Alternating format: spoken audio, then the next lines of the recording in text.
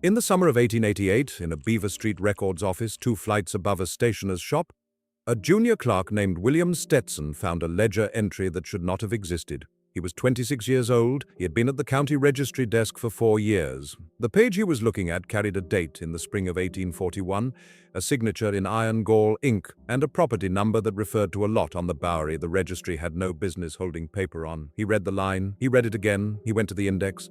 The index sent him to a second ledger. The second ledger sent him to a third.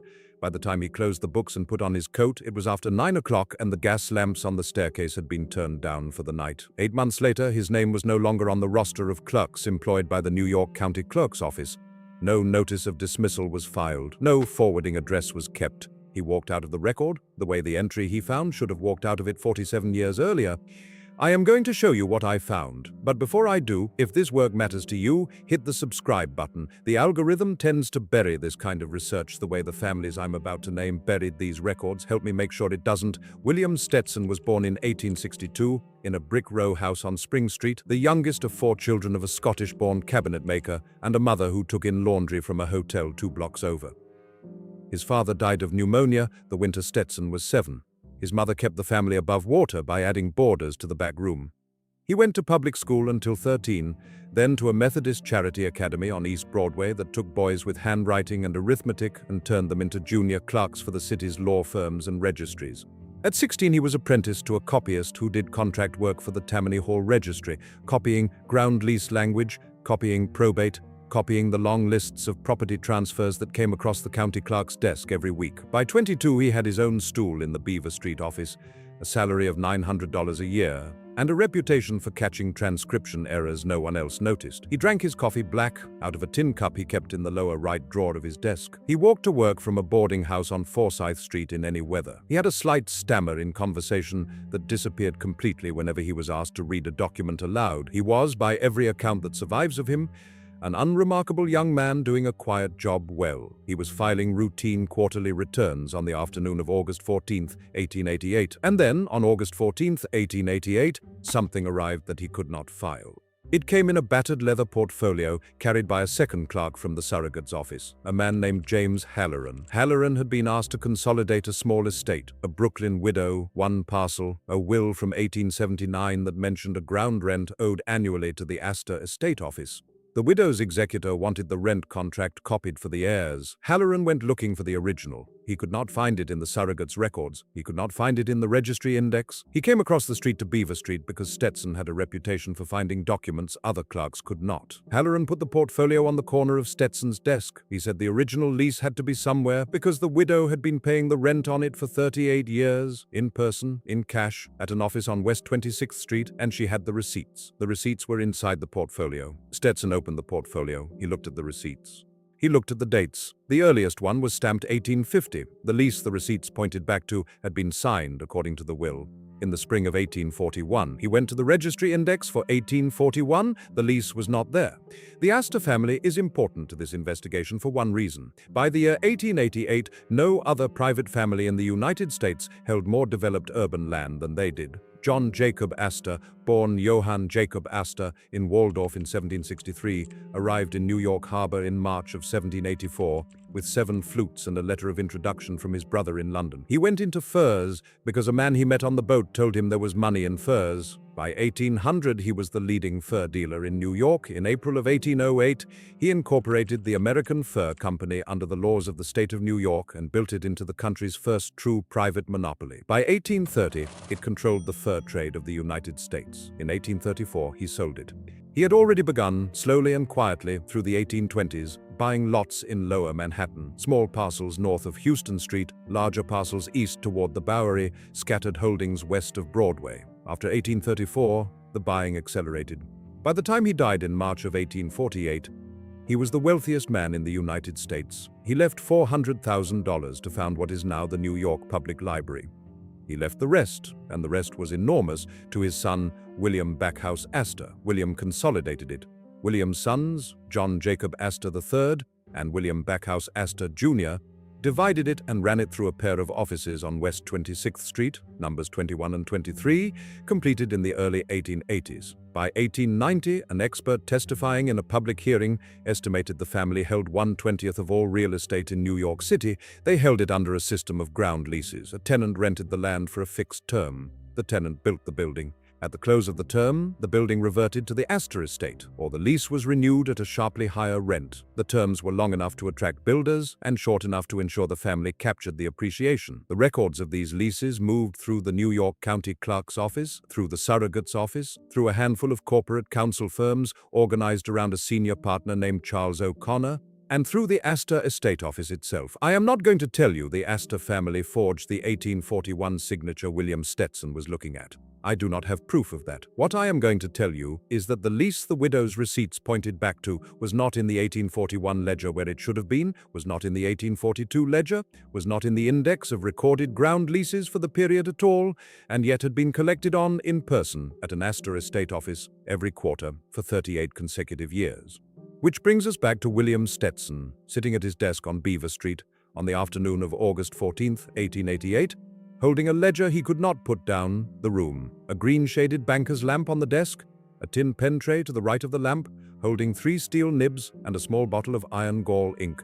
A copy of the New York Tribune from that morning folded along the desk corner. The ledger Stetson was reading was a foolscap volume bound in oxblood buckram, the spine inscribed in gilt, recorded leases, lower wards, January through June 1841. The page he kept returning to was Folio 217. Folio 217 should have carried the entry for a 99-year ground lease on a lot at the corner of the Bowery and Bayard Street, signed on April 9, 1841, between the Astor estate and a builder named Mowbray. The receipts in the widow's portfolio referenced that lease by its registry number. The registry number was written on Folio 217 in the index. But Folio 217 itself in the bound volume carried a different entry, a smaller lease on a different lot, signed 3 weeks later.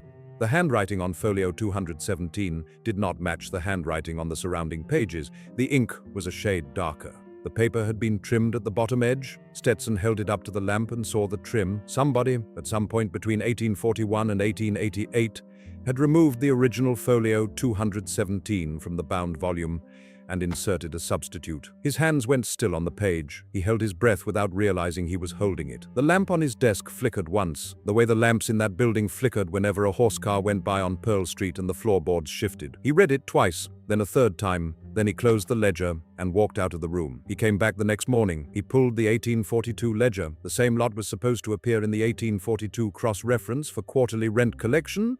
It did not. He pulled the city directory for 1841 and looked up the builder, Mowbray. Mowbray had been listed as a carpenter living on Mulberry Street. By 1842, he was no longer in the directory. By 1843, a man with the same surname but a different given name appeared at the same Mulberry Street address, listed as a porter. Stetson copied the addresses into a notebook. That evening, after the office closed at 7, he walked from Beaver Street to the corner of the Bowery and Bayard. The lot was there. A 4-story tenement stood on it. The cornerstone, set into the masonry near the door, was dated 1842. He stood across the street under a gas lamp for almost an hour, looking at the building. He went home. The next morning, he went to the surrogate's office and asked to see the file on the original Mowbray's estate. The file was not in its cabinet.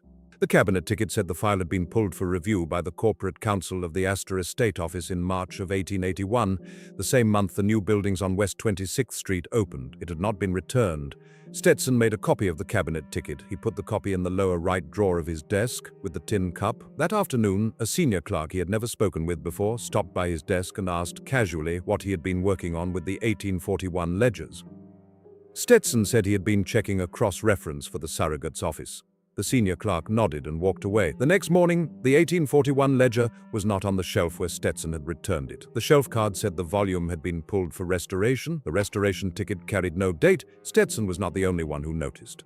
In a separate office in the Hagley Library outside Wilmington, among the corporate counsel papers of one of the law firms that handled Astor estate transfers, there is a letter dated November 1888 from a junior partner named Henry Coyle to a senior partner in New York asking about a series of substituted folios in the 1841 and 1842 county registers.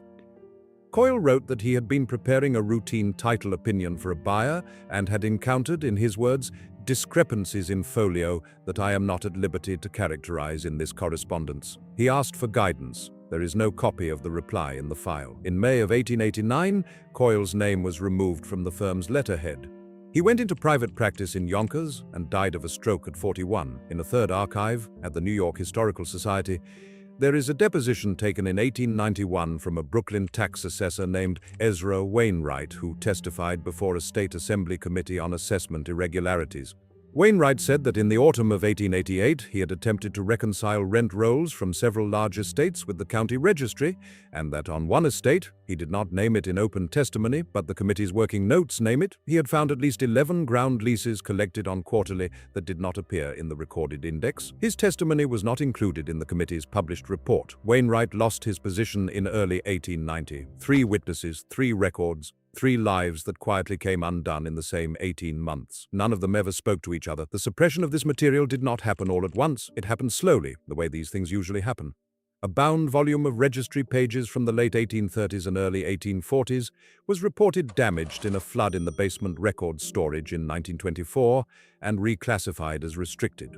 A correspondence file from the Astors State Office was reported destroyed in a fire. There is a contemporary newspaper account of a fire in a building near the West 26th Street offices in the early years of the 20th century, though I do not have a verified date and call number for the loss of any specific Astor business correspondence to that fire, and I will not give you one I cannot stand behind. A set of working papers from the corporate counsel firm that handled the estate was donated, with restrictions, to a university manuscript division in 1955. The restrictions remain in force. A burglary in 1989 at a private genealogical library in Upper Manhattan removed, according to the police report, 2 boxes of 19th century city directory annotations. The Family Foundation, over the second half of the 20th century, acquired or financed scholarship through several university presses, whose monographs on 19th century New York real estate consistently omit the substituted folio question.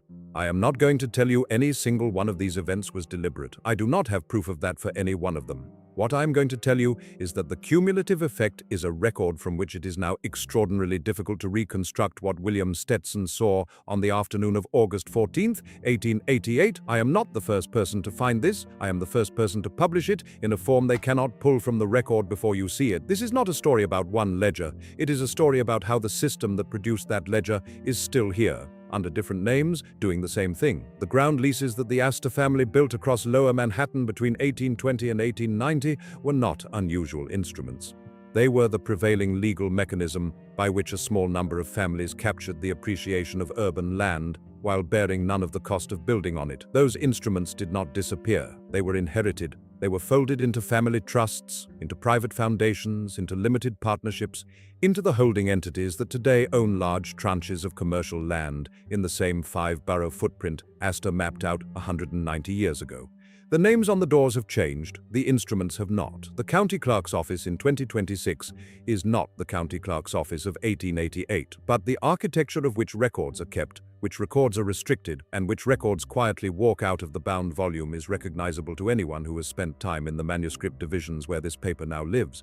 You can see it if you know what you are looking for. You can see it the way William Stetson saw it. William Stetson was not a confused man. He had been at that registry for 4 years. He knew what a signature looked like. He knew when a ledger entry had been altered. He knew when paper had been trimmed and reinserted into a bound volume because he had spent half his working life looking at bound volumes under a green-shaded lamp. He was not imagining what he found on Folio 217. He saw it, he copied it, he went to the lot, he stood across the street and looked at the building, and then the people who had buried the original Folio noticed him noticing, and within 8 months, he was no longer on the roster, and within a few years after that, he was no longer in the city directory either. He is not in the death records I have searched. He may have changed his name. He may have left the city. He may have done what people in his position did in that era, which was to take a small payment and go quiet. I do not know. I know what he found. I know it because the cabinet ticket he copied is still in the file he put it in.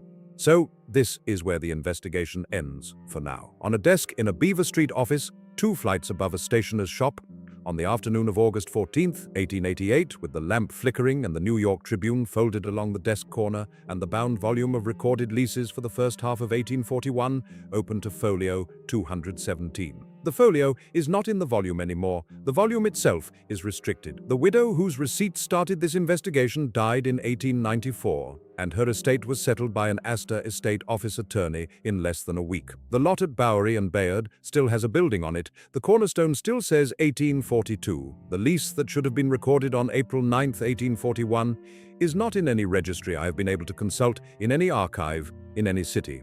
But the rent on it was paid for 38 years. Somebody collected that rent. Somebody filed a substitute folio. Somebody pulled the original Mowbray file from the surrogate's cabinet in March of 1881 and never put it back. The archive was never destroyed, it was just buried. The next investigation goes after a different family and a different room. There is a correspondence file at the J.P. Morgan Library on Madison Avenue. A sequence of letters from the year 1913 that survived because the fire at the original Morgan offices did not reach the wing where they were stored. Among them are 3 letters that name a Treasury official who was not supposed to have been in the room when a certain conversation took place, and who appears to have been there anyway. I am going to walk you through those letters next.